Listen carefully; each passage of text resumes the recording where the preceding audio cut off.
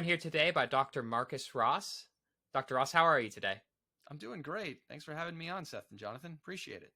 Yeah, it's really great to be able to see you again. So, I know you pretty well, but for audience members who may have never heard you, can you tell us a little bit about your scientific and religious background? Yeah, sure. So, my background in science is paleontology. I'm a fossils and rocks guy, is what it comes down to it. My academic background was a K through PhD in state-run public schools. I was a public school kid growing up in Rhode Island. Always loved dinosaurs from the time I was 4 and wanted to be a paleontologist. And if you opened up my high school yearbook, first I'd ask you, like, how the heck did you find that thing? But if you did, um, you would find that, under my goal was to be a paleontologist. I was that dork in high school that was like, yes, this is what I want to do. I want to study dinosaurs. So I went to Penn State University for an undergraduate in earth science, and I got to work on paleontology under Roger Cuffey there, who passed away at the end of last year. From there, I went to South Dakota School of Mines and Technology, a small mining and engineering school out in the Black Hills, where I did a master's degree in vertebrate paleontology. So my particular area happens to be in animals with backbones. So I was interested in dinosaurs, in mosasaurs, the big swimming marine reptiles, and that's what I would end up doing my PhD work on as I boomeranged back to my home state of Rhode Island to work with David Fostovsky at the University of Rhode Island. And I looked at mosasaur diversity and extinction throughout their history in the rock record.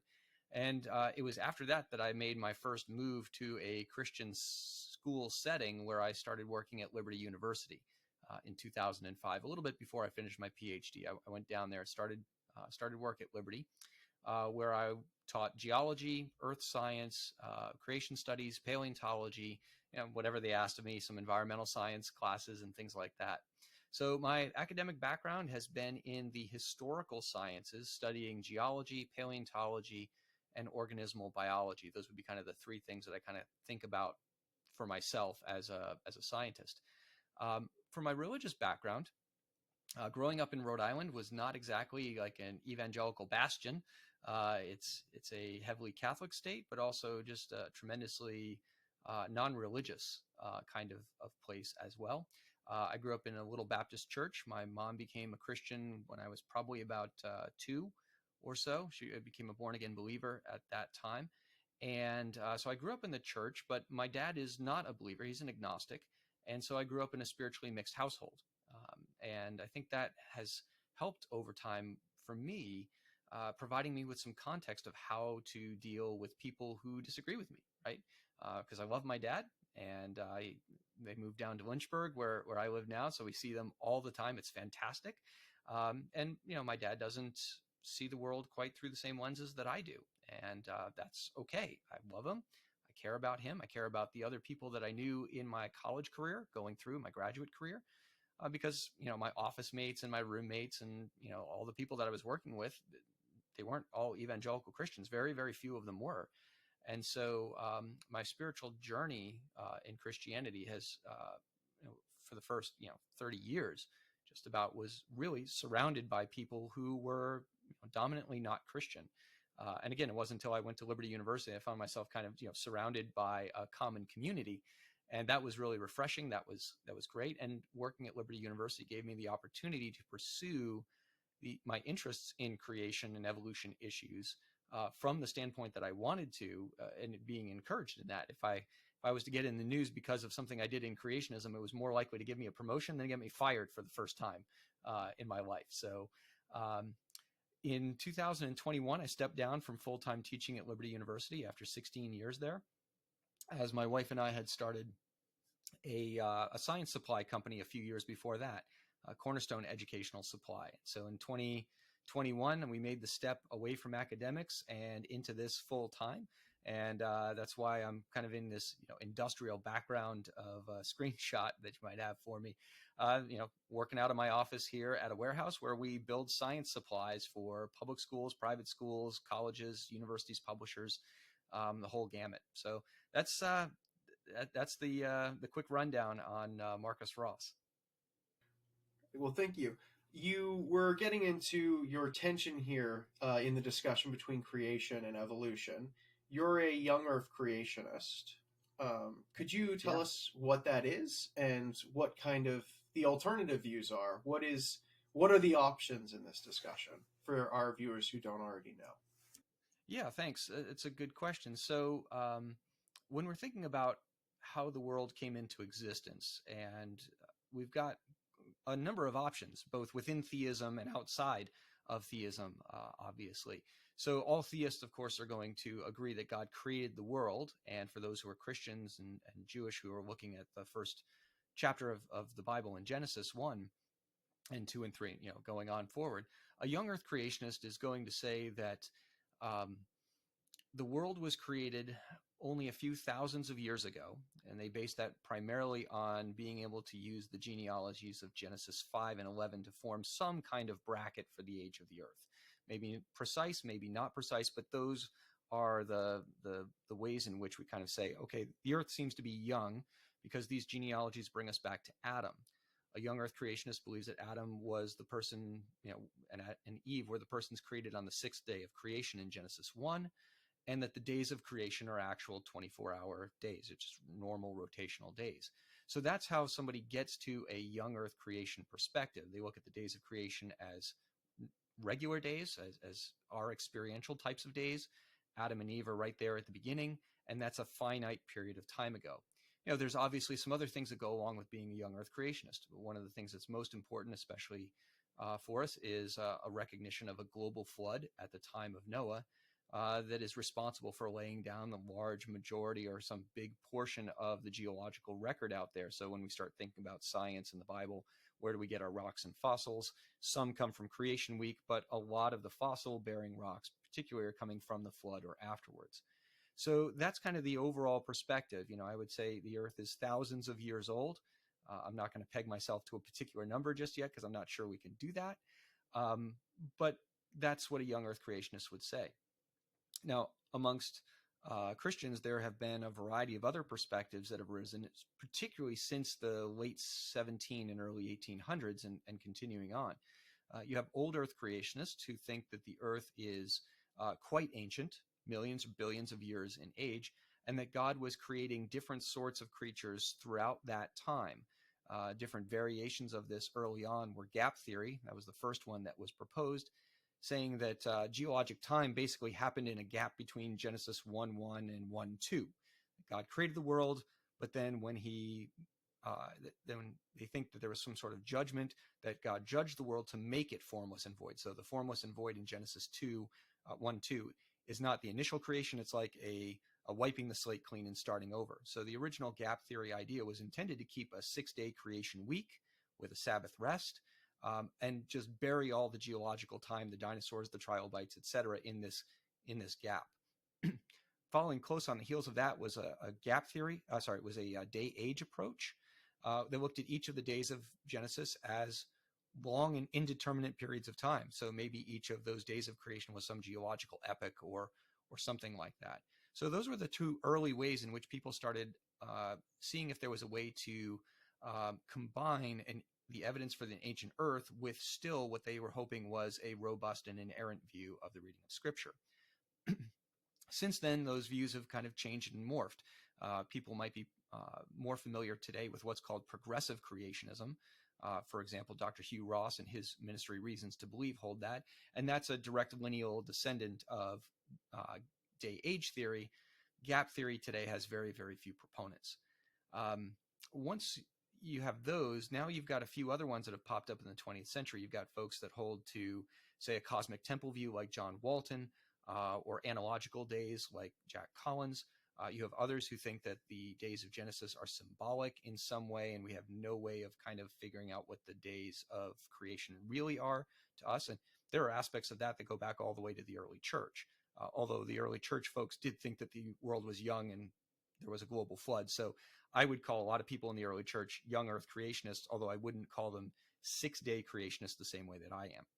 Of course, you've also got folks who are theistic evolutionists, or sometimes called evolutionary creationists, and they believe that God used an evolutionary process, and will look for probably some more of those allegorical or analogical views of Genesis, rather than say that Genesis 1 is giving us a historical account. So young Earth creation, old Earth creation, and theistic evolution are kind of the three options that are out there for theists. But of course, outside of that, you've got a variety of different views within agnosticism and atheism, primarily, what we would usually lump together as a secular view of evolution. But even within that, you've got lots of variations. And in that, but all of those, of course, would say that if God did have any actions or activities in the world, his activities are not detectable using the means of science. And that's where a lot of times old Earth creationists, young Earth creationists, and also I should say the intelligent design folks who are non-committal about biblical issues, for example, um, old Earth, young Earth, and ID people would all say that God's activities are in some way detectable using the means of science. So that's a philosophical distinction that unifies some in this group and distinguishes them, say, from most theistic evolutionists and secular evolutionists who would say that God's actions, if they happened at all, are not detectable. We can't use science. It's the wrong tool. So being in the young Earth creationist camp and also being a scientist, I'm sure you probably get a lot of shock from people who have never met somebody who can hold both credentials equally. How common are young Earth creationist scientists? Are you an exception, or are there quite a few of you around? Well, there is quite a few of us, though I will say proportionally it's not great. Um, for example, I often go to the Geological Society of America annual meeting. It's our egghead conference for geology. And, generally speaking, you might have, at least pre-COVID, the numbers are way down now, but pre-COVID, you would have 5 or 6,000 people who would, come to a major convention center for 4 days of manic talks. And our talks in science are generally speaking like 15 minutes to get up, get down, and have said everything you like. You guys in philosophy and theology, you guys get like a half hour, 40 minutes. Like, wow, that would We're be great. expounding. We're expounding upon the mysteries of the universe. Yes. Yes. We're just throwing a chart up and saying, hey, look, cool data. That's about the end of it. So, I go to these meetings and there's 5 or 6,000 of us that were there. Now, when I first started doing this back in the late 90s, early 2000s, there might be 5 or 6 young Earth creationists, right? In geology and in paleontology, we are a tiny minority. However, I go now and there's more like 30 of us. It's been growing. There's a good number of young students making their way through. There's quite a few people who have eventually, gotten their master's degree, their PhD, that are, my peers and my colleagues. And so the proportions are on the rise right now, which is really impressive. Obviously, some folks would say, no, that's frightening and scary. But I would say, no, that's rather interesting that we have this growing crop of folks within, I can see at least the geosciences, that are active, that are well trained, that are moving on up through their careers, going out into industry. We got people working in the oil field, working for state agencies, working for private groups and colleges and schools. So it's certainly growing. There are more young Earth creationists in different kinds of disciplines. You're going to find a lot of young Earth creationists in disciplines like engineering and chemistry, more proportionally than you'll find in, say, biology and geology. And part of that is how frequently do you come across evolution and arguments for an ancient Earth in those programs. For chemistry, for, medical side of things, and for engineering, those things just don't come up very often. But if you go into an evolutionary biology program, or if you go into a geology program, those things are going to be front and center the whole time through. And it acts on one end to kind of intimidate some students. They might not want to go into something where they feel they're going to be challenged. And it also weeds out some folks. There are folks who go in as young Earth creationists who come out not young Earth creationists. Of course, there's also some folks who go in and eventually change their perspective the other direction, that do become young Earth creationists. But yeah, so I would say we're a tiny minority within the sciences, but a larger minority perhaps than what a lot of people might think. Would you say there are a lot of scientists who have creationist leanings, but aren't openly espousing those in public because, I mean, that's not going to be great for your career in the sciences? It isn't great for your career. I can tell you from my own experience. I was actually open about being a young Earth creationist through my entire educational process, from my undergraduate through my PhD. All of my advisors knew from the get-go that I was a young Earth creationist. And I had very mixed results out of that. I had good times at Penn State because you're an undergraduate and nobody cares what you think ever. You can get away with anything as an undergraduate because you're not a threat to anybody. But I discovered that in South Dakota, for example, I was very heavily persecuted. They tried to run me out of the program. Everybody bailed out of my thesis committee and things like that. It was a nightmare. It was a mess. It took me 4.5 years to get a master's degree because of some really ugly shenanigans on the part of the faculty and some of the other students that were there. But praise God, I eventually made it through the program and then got to Rhode Island, where once again I was treated rather well, actually, as a young Earth creationist, because my advisor there, David Fostovsky, um, he was a very classic liberal. He believed that tolerance was the chief human virtue, and he really meant it, and he lived it out. And so he protected me actually from external attacks that were coming in on me because of my leanings. So there are people out there who stay quiet and don't want to be known as young Earth creationists or old Earth creationists or intelligent design advocates, because depending on the place where you're at in your program, it can be very, very hostile. My own perspective, however, especially going into something like paleontology, where these issues clash very obviously and frequently, I always felt that it was important for the people working most closely with me to know what my actual thoughts and my leanings were on this. Otherwise, I kind of felt if I then graduated and kind of, came out as a young Earth creationist, they'd look back and say, we didn't know who this person was. They lied to me. I know of people who've had those kinds of experience, and I didn't want that for me, and I didn't want them for them either. I remember when I first started my biology program in undergrad, the first professor that I had, I quickly discovered and eventually had to ask her in person because she had left some hints that she was a young Earth creationist, a PhD in biology teaching at a university. And I asked her, I said, why don't you come out more publicly about this? She says, I already have enough trouble as is. I don't want to go public with this. And that was a bit of a realization for me that there might be a lot more young Earth creationists out there than you might see in the literature. So I guess that's a myth about young Earth creationism, is that it doesn't have scientists who back it up. Are there any other popular myths or false assumptions people have when it comes to the movement? Wow, that's a really interesting question. Thanks, Seth. Um, I would say one of the myths that I at least experienced a lot going through is that you're a creationist because you're ignorant. That was kind of the first reaction that I would get from everybody that I kind of ran into, right? Because the evidence for evolution is apparently so overwhelming. The argument for an age of Earth is so compelling that the only reason that one wouldn't hold it is because you simply don't know and you don't understand. And certainly going through my education, there were plenty of points where I was ignorant and I didn't know the arguments and those sorts of things. When I first went to Penn State and met my advisor, Roger Cuffey, sitting in his office, and he was excited to have a paleontology student. He didn't get very many of those at Penn State.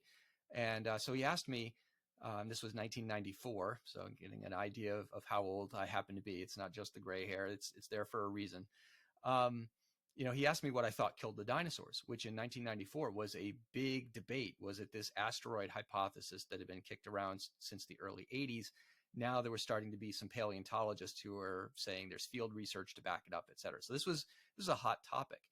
And I had to decide right then and there what I was going to say to him. So this was the first time that I told him that I was a young Earth creationist and that I thought Noah's flood was responsible for killing the dinosaurs, et cetera. And he leaned back in his chair and he said, "Oh, you're a creationist, really? Well, of course you know you're wrong." Right. And I kind of felt, a little deflated. And I said something like, let God be true and every man a liar. Right. It didn't really feel like I had the force of the Holy Spirit behind me at that particular point. But his reaction was quite typical, right? "Oh, you're a creationist. Well, obviously you just don't understand what's going on." And what I found is that when with someone like Cuffey, he took me under his wing. He taught me, a bunch of classes. I did my senior research project with him. And at the end, I still hadn't changed my mind.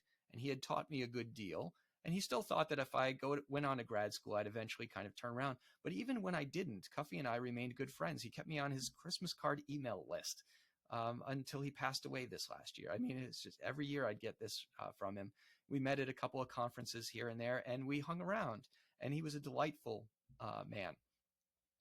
In South Dakota, they didn't quite get the understanding that my perspective as a young earth creationist was not merely a faith position.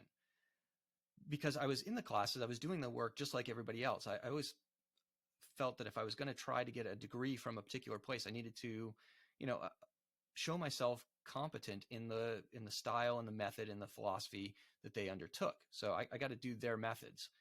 But it was when they saw that I thought that my view on creation actually had some connection to the real world of paleontology and geology, that they really struggled with that. And then they struggled mightily against me, as it turned out, because they just couldn't conceive of a way in which one could follow scientific methodologies and come to an argument for a creator. That just because their approach is a methodologically naturalistic one, and that's the only option. And so the fact that I was able to follow the methods of science and yet come up with a conclusion that was very different from theirs meant I must go weird somewhere. And when they finally realized that it wasn't because of ignorance, their conclusion, it was because of malevolence, right? I was lying for Jesus, and that was a popular phrase there for quite a while, which was really frustrating. They couldn't understand some of the deeper philosophical decisions that I make as a young earth creationist that lead me to be open to a larger category of explanatory mechanisms and explanatory options than they have. It's like science just goes in one direction and you end up and you have to be in these places. And here I am saying no. So I would say that's one of the biggest myths, is that someone is a young earth creationist because they're ignorant. And once somebody starts figuring out that, okay, maybe you're not ignorant, you still need to be fixed somehow, right? There's something else wrong. It's not the ignorance. What is it?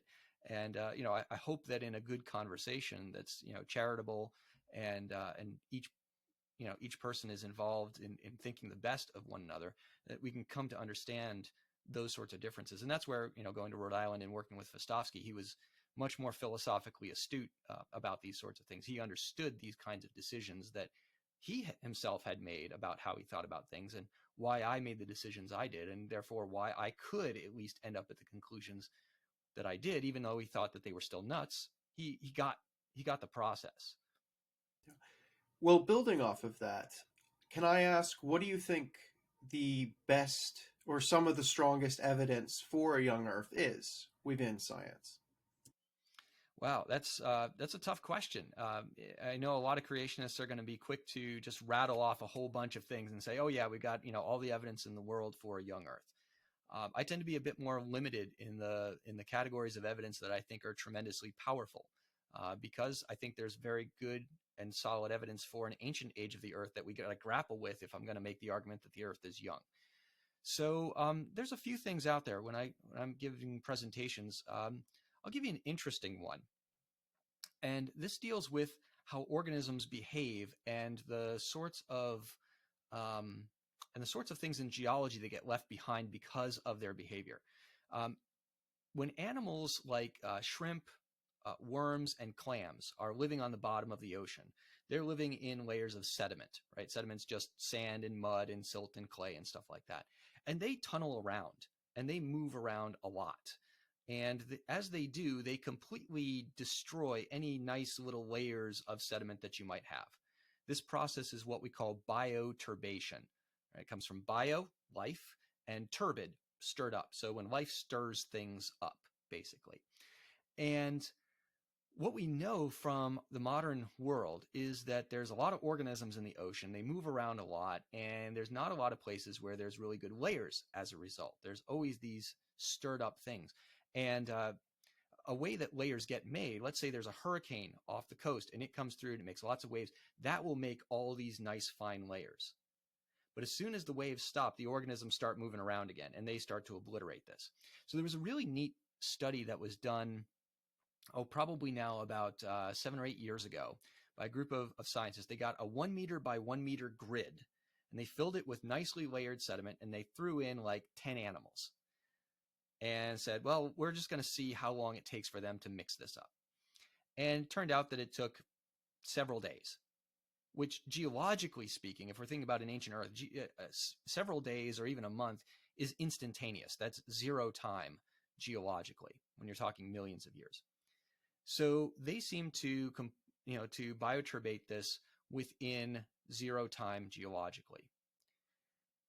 Then it's very strange then when we go to the rocks and we actually find that most of the sedimentary rocks out there have lots and lots of very fine layers to them. They have not been heavily bioturbated. They've got fossils in them, and sometimes the layer with the fossils has got some bioturbation, but for the most part, the actual layerings of them are not heavily bioturbated. That same group also decided to take 100 animals and put it into that 1 meter by 1 meter grid, which they said was much more reflective of something like offshore Atlantic, Chesapeake Bay, that sort of thing. And they completely bioturbated that 1 meter grid in 61 minutes. There are no layers left. So here's the challenge for an ancient Earth. If the sedimentary rock record reflects the processes that are typical for today, right? A cardinal way that geologists think is that the present is a good analog for what happened in the past. We call this uniformitarianism. There's some other ways to think about it, but generally speaking, we look to the present for processes and activities, and those are the guidelines for looking at the past. We can also have catastrophes and things like that. But if the normal way in which geology operates is like this, there should be no fine layering in the sediment whatsoever. And yet, a study done by two of my colleagues, both creationists, but good field geologists, Leonard Brand and Art Chadwick, they studied a vertical mile of rock going from the Grand Canyon up all the way through Utah and into Wyoming. They studied over 5,000 vertical feet of rock, and they measured the amount of bioturbation in the rocks as they went. And while they found that there was bioturbation sort of everywhere, when you zoomed in close and looked at it within a particular geologic unit that might be, say, 50 meters thick, there's a little bioturbation here and there and a few other spots, and almost none everywhere else. It looks like organisms don't have time to do anything because the sedimentation rates are so fast. So if you keep adding more sediment onto the animals, they don't have time to burrow around because they're getting squashed. And eventually those things become fossils. So it looks like the vast majority of the geological record is accumulated too fast for organisms to bioturbate. That seems to be the sort of thing that comports well with a young Earth view where Noah's flood is rapidly depositing vast quantities of sediment. And every once in a while, when there's kind of a pause in the action, we see a bit of bioturbation going on. That's when the organisms have a moment to think for themselves and then go, well, what do I usually do? Well, I'm hungry. I'm going to start eating and looking for food. And they do that. But then there's another set of sediment that starts piling on top, and that's your layer of fossils. And then you've got no bioturbation up above them. We see this pattern over and over and over again in the geological record. So I think that's one of those interesting indications that the record of geology is not exactly what we're taught about in the textbooks. Things are happening a lot faster, and it seems to compress the time.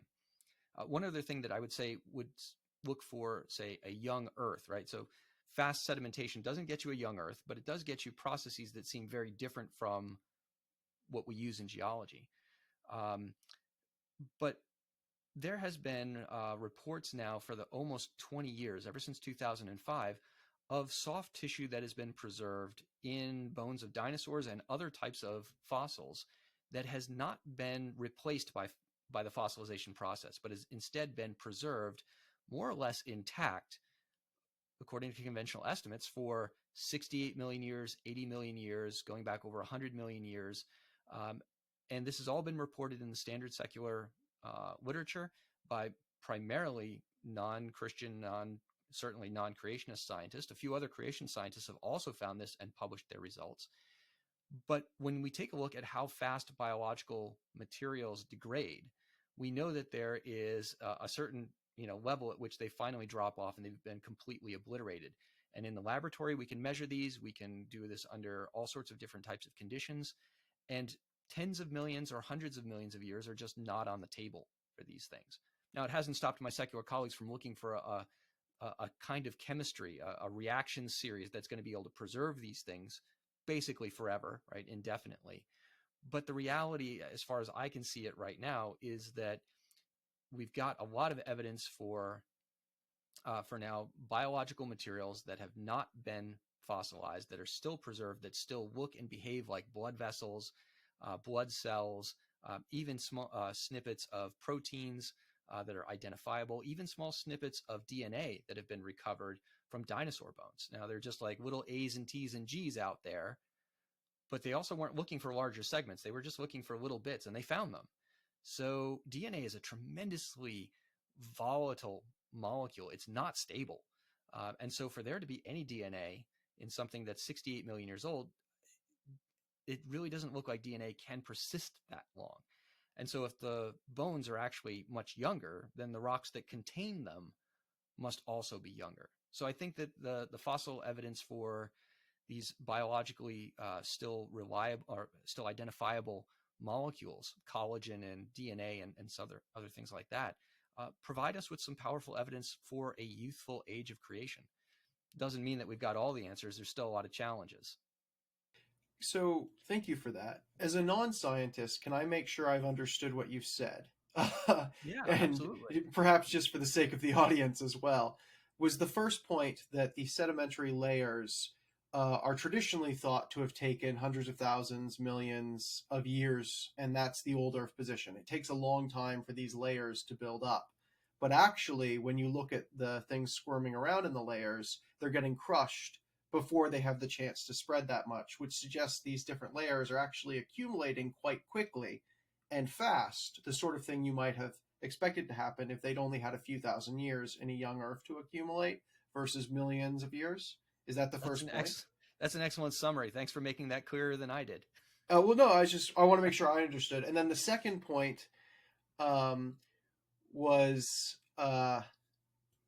Dinosaur bones having DNA and blood vessels and those sorts of things. and the second Soft tissue.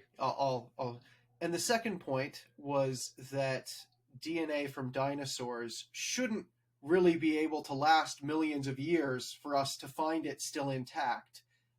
You should only be finding intact dinosaur DNA if they were actually here quite recently and the DNA hasn't had all that long to decompose, which is better fitting within a young Earth position. Am I right? And I've understood that correctly? Yeah, that's very good. Yeah, Okay. and so our hopes for Jurassic Park have not been completely thrown out the window. Which is what this is really all about. That's really why we brought you on, to give us some hope that there's Jurassic Park coming in our future. Yeah. Yes. Let's hope. Oh man, it would be so cool. But I mean, if Ken Ham could put an actual T-Rex in there with some kids in Noah's Ark, he's gonna do it, guys. He's yeah. Except it would probably be a little fuzzy, and he might not want to put it there after all. But he doesn't like the feathers thing. Well, who does? I mean, honestly, it ruins my childhood to picture them with feathers. But it's been a hard thing for all of us, right? Because we grew up with dinosaurs looking certain ways. We kind of know what they are, and this whole thing with dinosaurs having feathers, you're like, oh, so now I'm scared of a chicken, and like, no, I'm trying to wrap my own mind around it and help other people. It's like, look at a cassowary. If you ever get a chance, look at a cassowary, and you will fear that animal. It is a frightening bird that is alive today. It stands about 5 feet tall. It has a horrid disposition. It has a 6-inch straight claw on its big toe, which it uses to eviscerate things. It screams and has kind of internal fangs inside its beak. It's scary. And now I even know it's got little weird claws on its wings, which I had no idea up until like 2 months ago. Like a bird with some claws on its wing. So yeah, initially you think, oh, this is ruining my childhood. Now think demon chicken. That's it. It's a frightening fuzzy world out there. that doesn't look scary. More like a 6-foot turkey. That's right. That's right. He's just gonna take you out here and here. It's we're gonna get copyright on that.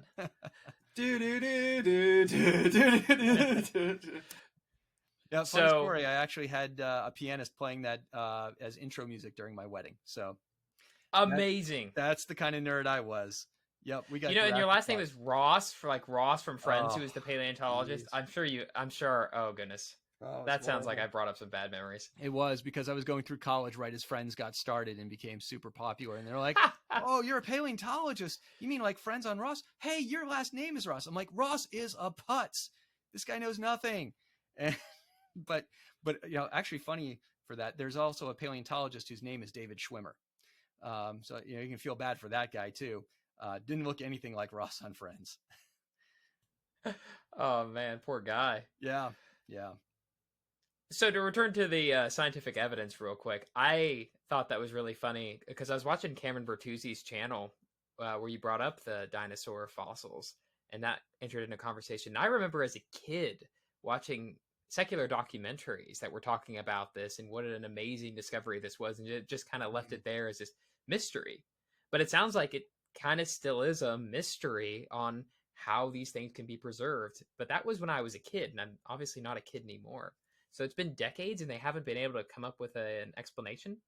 Yeah, so the first paper on this came out from Mary Schweitzer back in 2005. And it just completely rocked the scientific community. I mean, nobody saw any of this coming. It's one of those things like in science, there are very few papers that you end up pointing to, back 20 years ago, 30 years ago, 40 years ago. This is one of those absolutely seminal papers that will be remembered for hundreds of years. And yeah, I mean, Schweitzer, to her credit, is constantly on the hunt to look for some type of chemistry that can bind up and secure these molecules over time. And she's done some very interesting proof of concept work with that. In fact, just earlier this month on March 3rd, there was another paper seeking to develop a explanation in chemistry for how this can happen. And I haven't gotten to read it yet. It's up on one of the unfortunately many tabs on my browsers.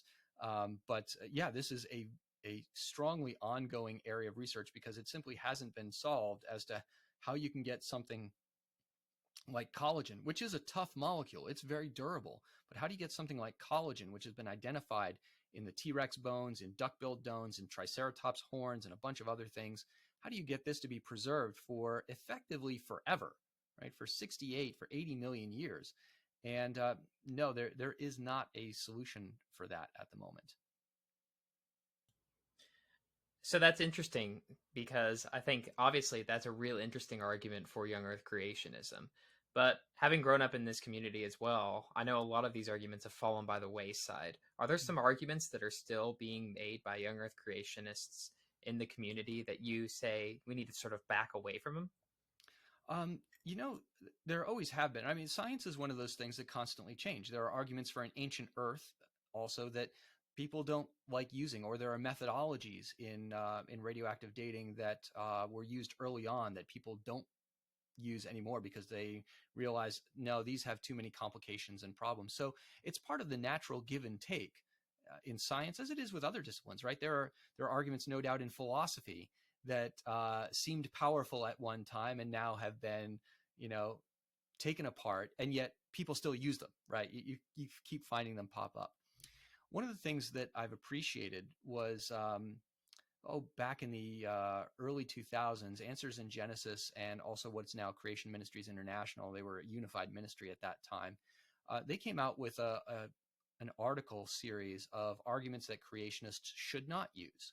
And it was an attempt to try and clean house on some stuff that had persisted and stuck around, especially in some of the lower level pop creation writing. It wasn't stuff that was on their websites. It wasn't stuff that was being done by more responsible folks, but it was in those little books that were 150 pages written by somebody you weren't really sure, but it was at that conference or whatever. And so things like the amount of dust on the moon's surface was used because when the Apollo missions were first being sent out to the moon, they thought the accumulation of dust on the moon over its existence of 4.5 billion years on the conventional timescale would result in these really, really thick layers of dust on the moon. And so when you see the lunar lander, you see these giant pads, these big kind of saucers on the bottom of the feet, because they were worried that they were going to have to land into basically this big pile of dust that would have been feet thick, tens of feet thick maybe. And it turned out there wasn't any of that. And part of it is because the moon doesn't have an atmosphere, and so solar wind is able to help push this stuff away from the moon. Its accumulation rate wasn't really that big at all. And so the estimates from NASA initially turned out to be wildly wrong.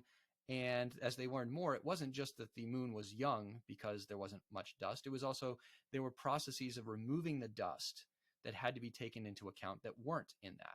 So that was one of those arguments for a young moon, for example, that we kind of look at today and say, that's not a good argument if you're a young Earth creationist. Avoid that one because you're just going to step into a bear trap on this thing. Anybody who's knowledgeable on astronomy is going to know this is a bad argument. Likewise, contraction of the sun. For a while before people understood that there was nuclear fusion happening inside the sun, everybody thought that the sun was emitting energy because of gravitational collapse. As it collapsed upon itself, it would radiate out energy. And if you take a look at the sun on a small scale, there was a short time scale. There were periods of time where you could see that the sun was actually contracting. And so people went, well, if it's contracting, it can only be so big and contract for so long to get here. So the sun's got to be young. Well, it turns out that the sun pulses. It actually contracts and expands. And the first measurements were done when it was contracting. And now we understand better some of the processes that are going on inside the sun to produce energy. And it's nuclear fusion. It's not just gravitational collapse. So again, that would be another one of these arguments that we would not want to use for this. An argument for Noah's flood, for example, there's fossil seashells on the tops of mountains. You go to the Appalachians, you go to the Himalayas, and there's seashells on the tops of those mountains. And some creationists had said in the past, that's proof that Noah's flood covered the mountains. Not so quick. It's certainly proof that the mountains are made up of rock that was at one point underwater. But whether the mountain was underwater when that rock was made is a different question. So now what we recognize is that mountains are made by tectonic movements, by collisions or faults that push rocks vertically up thousands of feet. But the rocks that make up that mountain originally started off as flat-lying rocks that were covered by water. So I still think that there's an argument to be made for Noah's flood. You got rocks that are made by water. You need to go much further than that. That you can't stop there because old Earth views all have rocks being made underwater as well. But we don't want to say that because there's fossils on the tops of Mount Everest, the water covered Mount Everest. There actually isn't enough water on Earth to do that. So you got to look for other mechanisms, both for the flooding and how to get the water from the oceans over the continents, and look for also a way for continents to be formed in the post-flood world or towards the end of the flood to rise them up and start collecting the water back into ocean basins. So a couple of different arguments that you might hear, certainly if you're out on Facebook, which I don't necessarily recommend, right? For debates and dialogues on these things, people are going to throw these things out left, right, and center. And likewise, you're going to end up with, an evolutionist who says, well, human beings go through an evolutionary process in the development before they become a fetus. They go through a reptile stage. And it's like, any good evolutionary biologist is going to be like, whoa, stop. Don't say that. That's a bad argument. That was an argument from the 1800s. And by the time we got to the 1960s, we certainly knew this was wrong. So old arguments, unfortunately, have a way of persisting because, they seem reliable at the time, and then they get passed down from one person to the next, and the people who aren't paying attention to it just continue these sorts of things.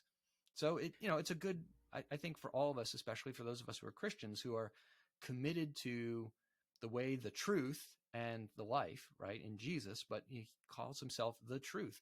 So it behooves us to make sure that we do our due diligence to make sure that the arguments that we present, whether it's for science or history or philosophy or theology, whatever it is, are true to the very best of our knowledge. And if we've got some reservations about something, it would probably be good to ask somebody who might be knowledgeable. Thank you. We often see these smooth transitions between species, humans, whales, horses, birds, etc. In your framing, what is the fossil record actually like? And how would you account for that fossil record within the creationist system? That's a really good question. So there are those transitional series, as they're often referred to, or evolutionary series, where we see things like these animals that are walking around on land and yet have skull and ear bones that look a lot like whales. And then you find other animals that are similar to them, but it looks like they've got paddle-like sorts of feet. And then later on, you've got these interesting looking whales that have lots of teeth and even still have rear flippers and front flippers. And then you've got our modern whales that some of them have teeth, some of them have baleen, they don't have rear flippers. And so you put this into an arrangement vertically through the rocks and say, look, this is evidence of evolution. And evolution makes sense of that data rather well. If somebody says, does this look like a good evidence for evolution? As a paleontologist, I would say, yeah, that looks pretty good. It might not look as good as what the textbook is presenting you. So, for example, with these whales, one of the things that frequently I see is that a whole bunch of the species that are put into this stepwise series are actually found in the exact same rock units in places like Pakistan. This is where a lot of the early whales and these transitional whale sorts of creatures are coming from. They have names like Pachycetus, which means Pakistani whale, even though Pachycetus is a land-dwelling carnivorous type of animal. So you've got these things. Ambulocetus means walking whale, right? So even the names in science, as much as they sound highly technical, and they are, it's really just Greek and Latin being applied to tell you what it is. It's sneaky, we scientists, we choose dead languages so that we can describe stuff. So it turns out that a lot of the members of the series, going from the walking whales into the kind of half swimming whales, are actually all found in the same rocks, which is not the expectation of evolutionary theory. You would expect to find a stepwise progression up vertically through the rocks. And instead what you've got are, like several elevator floors that are separated by dead space. And there's no stops along the way. For me, as a young Earth creationist, I find it rather interesting because if we were to go to the Pacific Northwest, for example, and there was a massive flood that washed animals from the Cascades out to Puget Sound and deposited a series of layers, we would get a series of layers out of a single catastrophe. It wouldn't make just one layer of rock. You would end up with a series of layers out of that. And what you might find is what appears to be an evolutionary progression, going from, say, weasels and ferrets that are completely terrestrial, right, that live maybe around the floodplain of a region. But then you would also find, river, basically like river weasels and river otters. And those animals are in the same family as the ferrets and the weasels and the otters. They are part of what's called the Mustelidae. So mustelids are all those kind of carnivores that aren't dogs and bears and cats, like all those other things. And if you further went out, you'd find that there are sea otters that are even more highly adapted to an aquatic environment. And you could make a very convincing stratigraphic series and an evolutionary argument for the evolution of a ferret out to a harbor, not a harbor seal, but a sea otter. And it would look very, very convincing. And these are all animals that are living today and are not members of a evolutionary series. What you've got instead are a series of ecosystems that have been collapsed into a group of rocks, and you can envision a sequence that actually isn't there. And so as I look at something like the fossil whale sequence, what we've got are preserved ecosystems that have a complex arrangement of organisms that actually might not be directly related to one another, but it seems easy to tie them together on the basis of their anatomy. So we brought up Ken Ham a little bit in Answers in Genesis. He's the guy who continually let me start over. So we've brought up Ken Ham and Answers in Genesis a little bit throughout this. And recently you've popped up on their radar, and not necessarily the best way. Can you let us know a little bit about what's going on and what your response to some of these accusations has been?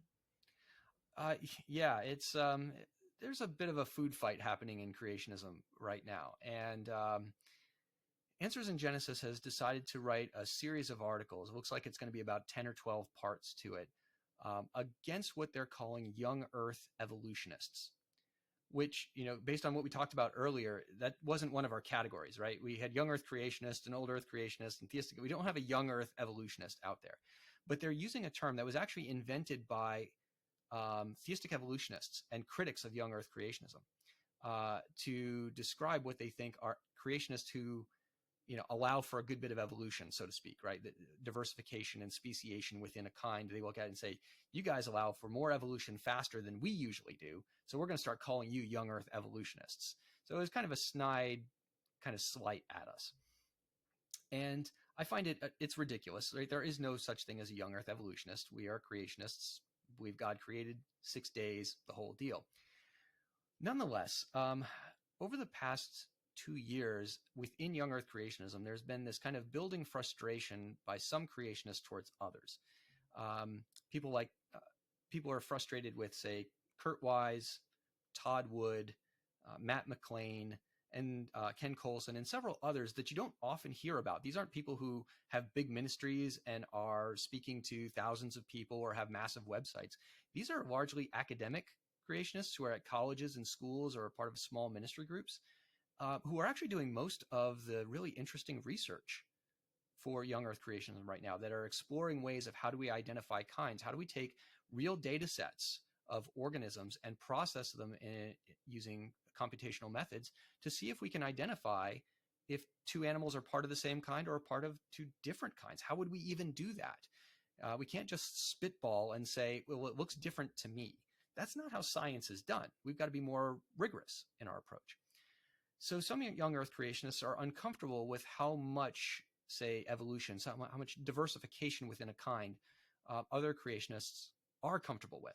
And so they've started up this kind of epithet and used this epithet to say, you guys are bad and dangerous, and you're going to cause confusion for other creationists, especially people at churches, because they're going to hear you saying this amount of evolution is okay, and maybe they're going to think, well, maybe more evolution is okay because this other smart guy said evolution's fine.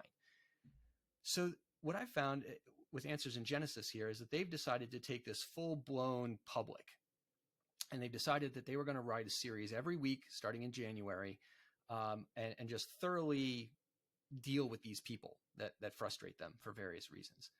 And the reasons for the frustration are really, I mean, sometimes in theology we talk about like an internecine conflict, right? This is something that's happening within a small collection of people. Young Earth creationism, as far as the researchers, it's not a huge group. We're talking hundreds of people, not many thousands. And Answers in Genesis is just kind of lobbing grenades into the middle of the room and saying, you guys are all dangerous and we need to, point you out and call you names, basically, and tell people how dangerous you are. And so one of the things that Ken Ham and Answers in Genesis has gotten very upset about is what I mentioned earlier with dinosaurs and feathers. They don't like this argument at all. They don't like the idea that dinosaurs have feathers because it's an idea that was proposed by evolutionists. Now, in science, the reality is most ideas are proposed by evolutionists one way or the other. There's just a lot more of them than there are of us. They're doing a lot more research. So most of the ideas are going to come from evolutionists.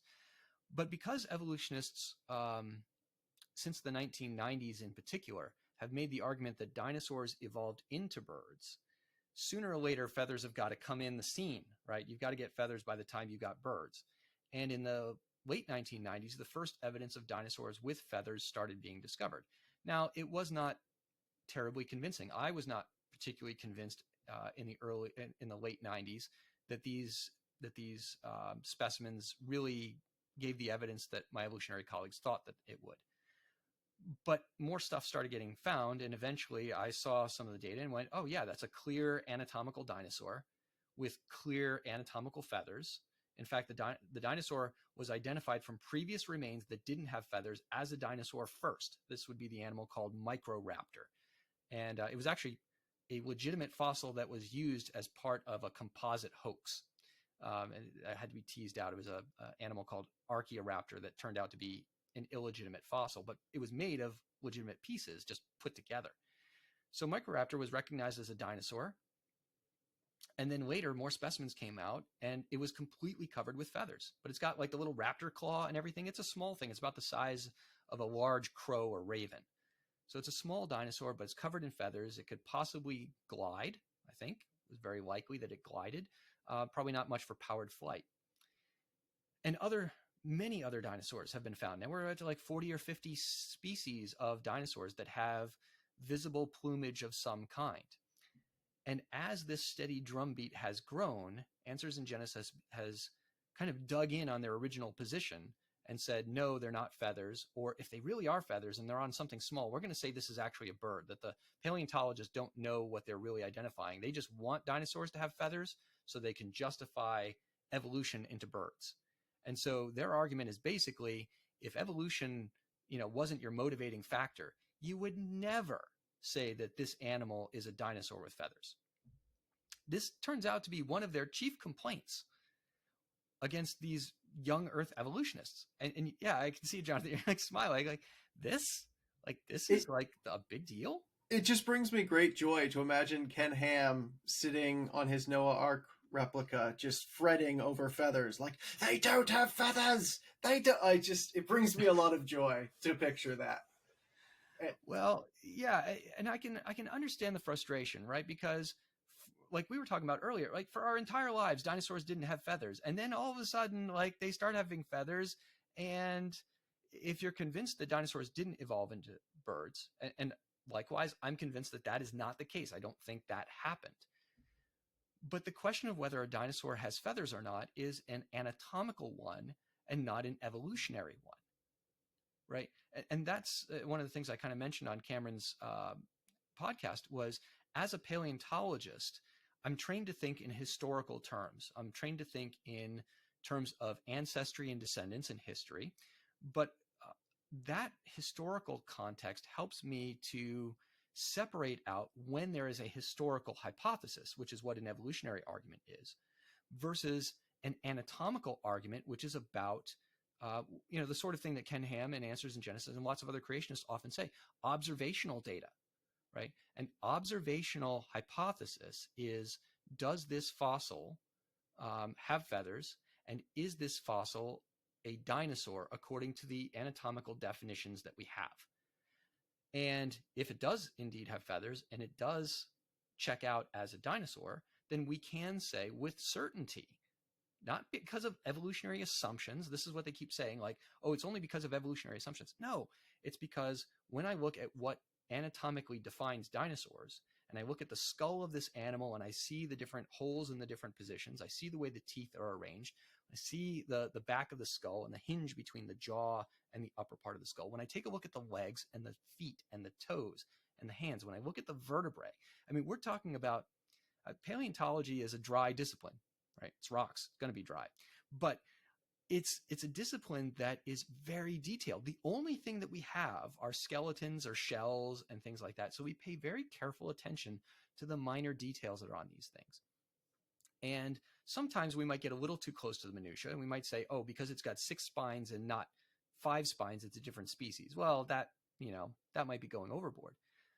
But the particulars of the structure of the vertebrae and the feet and the claws and the toes and the ankle bones are actually really important here. And that's because of my training, that I can say Microraptor is in fact a dinosaur. It is not anatomically a bird. Then we look at its feathers and its plumage, and you can look with a microscope. You can actually do all sorts of neat stuff that my colleagues in paleontology have done. They use stuff like X-ray fluorescence, where they bombard the fossil with some X-rays and then look at it under ultraviolet light, and you can see more detail than you can under normal light conditions. These are new methods that were employed after the discovery of the fossil. So if this thing was a forgery, somebody on the internet, you'll find it's, oh, they're fake. Nope, because you would have never been able to forge this fossil in a way that would have anticipated these new methods. So it's not a fake. They're legitimate. They're real. And we've got feathers on things like tyrannosauroids, not Tyrannosaurus rex. We have skin impressions from T-Rex, and we don't see any feathers on there. But we do have smaller cousins of T-Rex that do show fuzzy plumage all over itself. And you kind of go, okay, if this is fuzzy plumage, then the dinosaur had these materials. And we even have chemical signatures of keratin, which is a material that makes up our fingernails and our hair, makes up feathers. But our hair and our fingernails and animal hooves, or the collagen that's under our skin that lets us move our skin around and it comes back to place, that collagen, that's collagen, not keratin. They're chemically very different. And what we're finding is that the fossil record has actually preserved evidence of the keratin, another one of these biological molecules that is durable, but I don't think can really sustain tens of millions of years in duration. It's showing us the signature of feathers. Feathers are only made of alpha keratin, whereas hair and fingernails and hooves and claws are made of alpha plus beta keratin. So they are biochemically different structures. And now there's a bunch of stuff in there saying this is only alpha keratin. There's no beta keratin left. And it even has these are so cool. They've discovered little tiny structures inside the feathers that match what we see in modern feathers that give coloration. And so we now actually know, for the first time in history, Jonathan, if you thought fuzzy dinosaurs were bad enough, we can put real colors on them and know that we're close to right. The colors of dinosaurs are no longer a complete guessing game like they were when I was a kid. And you could put stripes on it if you wanted to, and you could put polka dots. You could make it look like a giraffe. You could make it look like a hippopotamus, and you had no idea. Now we can actually look and say, based on the pattern of the different melanosomes, these little color bodies, we can actually say these dinosaurs were in the blue-black iridescent raven color stuff. And these other ones, these feathers over here on this dinosaur are in the red-brown category. And that's, I mean, I was sitting in a science conference the first time that these methods were introduced, and like my mouth just hit the floor. It's like, what? Right? They were doing this with a fossil from Germany, from what's called the Messel Shale. It's Cenozoic, so it's after the dinosaurs. So they have this bird fossil, and like everybody in the room, like the one question we all have is, what about Archaeopteryx? Right? It's like everybody's just like, if you can do that with the Messel Shale, can we do? And sure enough, now. They haven't identified them in Archaeopteryx specifically, but some of these other dinosaurs and some other birds, yeah, colors on dinosaurs, and the reconstructions are accurate. This is, I mean, it's a wild time to be in science. This is something, you can hear me getting kind of excited here, but it's one of the things that I want to be able to share with your audience is that science is exciting stuff. It's not all finished. It's not the boring textbook in high school. Because in the boring textbook in high school, everything was known and you just had to memorize everything. Like, yeah, you do so that you can do the fun stuff. And it turns out that you don't always need like some sort of wild equipment to do fun stuff. You can do fun stuff at home. There's all sorts of things to learn and discover in science.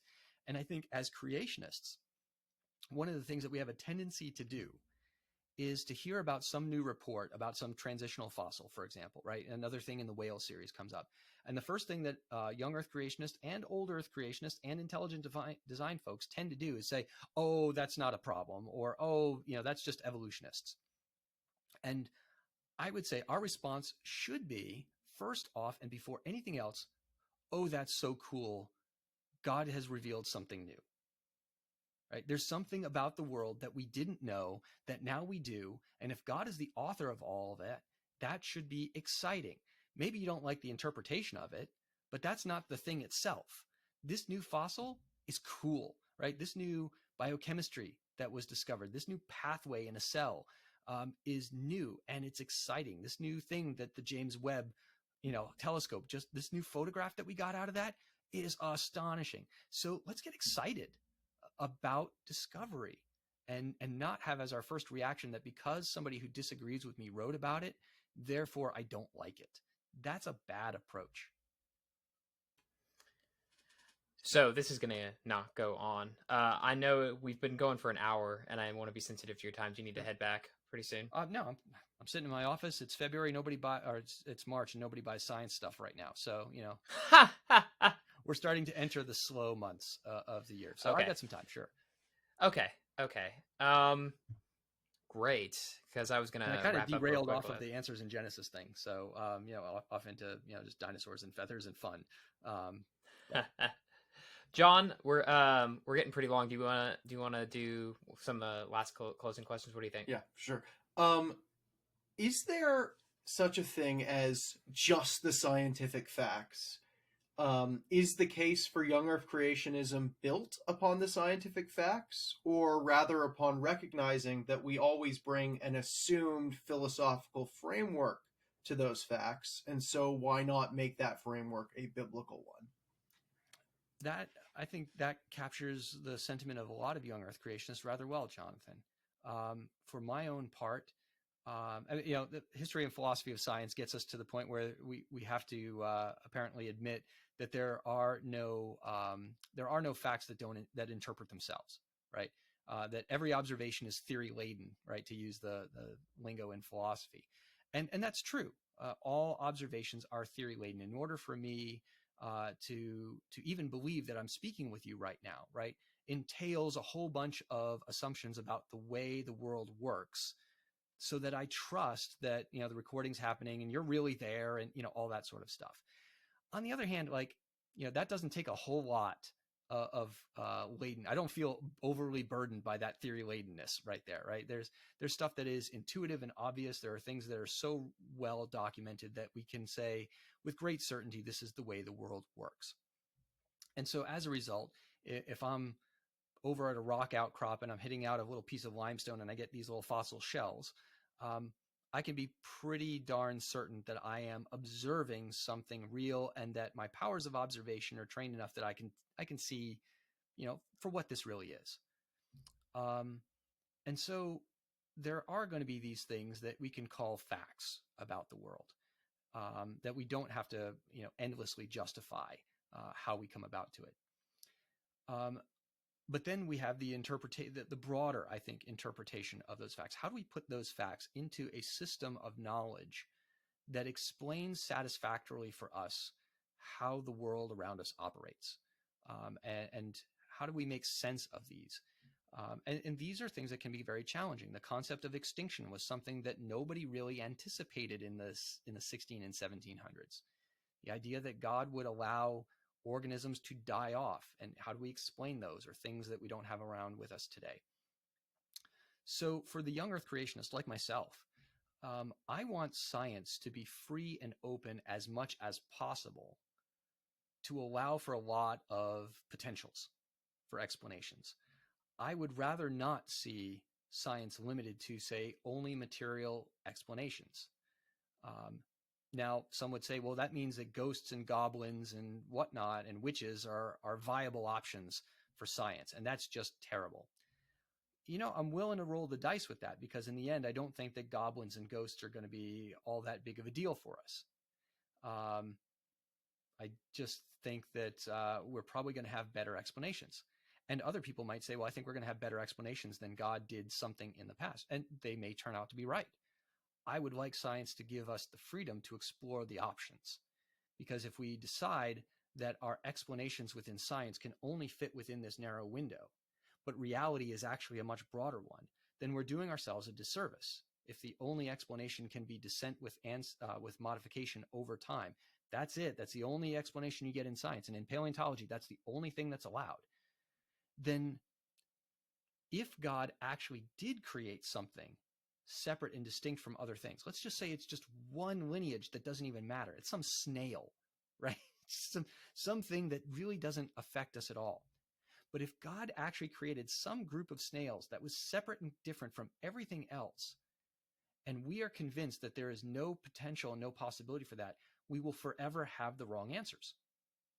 And we might even create a very convincing and compelling argument, like with the whales, that this represents some series of development over time. And yet there will always be these little nagging issues and problems with each of those scenarios, because it's actually not comporting with reality itself. And so I would like to see science allow for the possibility of design, allow for the possibility of a young Earth, allow for the possibility of a global flood. And what that means actually for myself and for my fellow young Earth creation colleagues is that we're going to have a harder time in the future if science opens up, because it allow more people to criticize us. We already get plenty of criticism, but if I was to actually be able to go to a Geological Society of America meeting and make a case for something like a distinct creation of a particular group, that's going to generate a lot of hostility. Right now, the only place I can write about it is in, our own young Earth creation or intelligent design sort of stuff. That's the only place where those questions are available. I hope over time that they can be widened out a bit. Well, Dr. Marcus Ross, you've convinced me. Ghosts and goblins are real. So I wasn't a believer before, but I'm on board now. So, yeah. All right. Well, pray up if that's the case.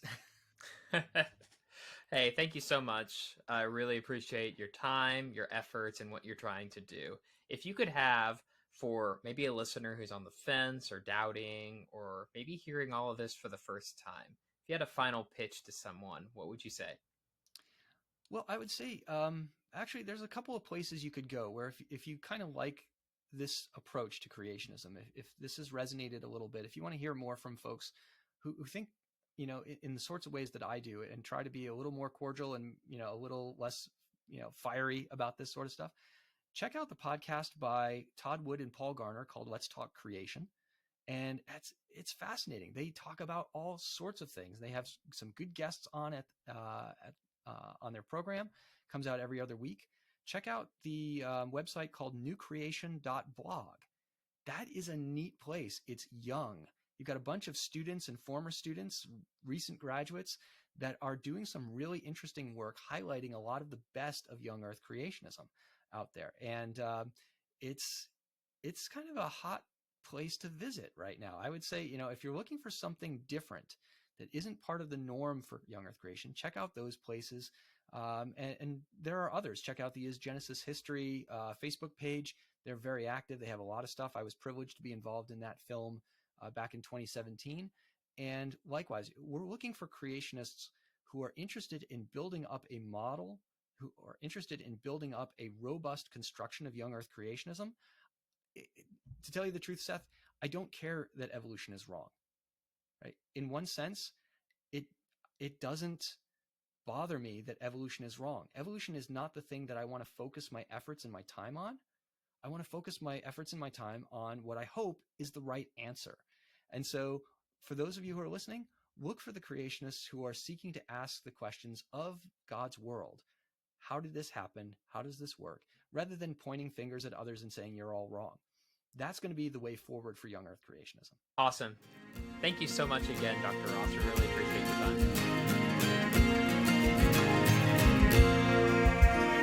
Thanks again for listening to the Spiritually Incorrect podcast. This was part 1 of our Origin series, and we'll have many other great guests in the coming weeks to represent the other positions regarding creation and evolution. Make sure to tune in to hear all of them and to hear John and I's discussion about them afterward. And if you liked today's episode, please consider subscribing and leaving a 5-star review. We're an up-and-coming podcast, and every little bit helps. Also consider joining our Patreon page. Patreon sponsors have exclusive access to unaired episodes, different kinds of merchandise, the ability to suggest an episode, and even an hour-long interview with Jonathan and I. Check it out at spirituallyincorrectpodcast.com and see what you're missing out on. Sound effects from Zatsplat.com. Special thanks to Jordan Birch, whose song Starry Night provides the intro and outro for this podcast. You can hear more of his music on YouTube or Spotify.